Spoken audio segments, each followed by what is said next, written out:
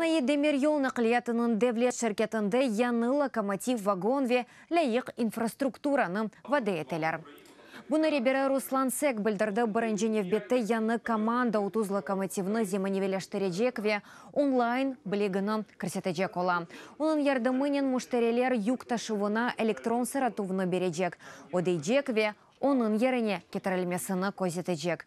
Бұның саясында қабаржылық севесі әкселер. Бұның еле yolcularının ташывы үшін яны вагонларны сатын алмаға планлаштыралар. Нинішній ринок свідчить про нестачу якісної тяги. 2018 сенесі en azından 30 lokomotivnin zemanileştiruvi boyunca leyha kersitilejek. Bu sene leyhanın ilk neticelerini alırmaz. Gelecek sene ciddi denişuvlerinin olması beklenili. Ми висунули пропозицію. Devlet büdjeti hesabına Ukrzaliznitsa için nakliyatını satın alamız.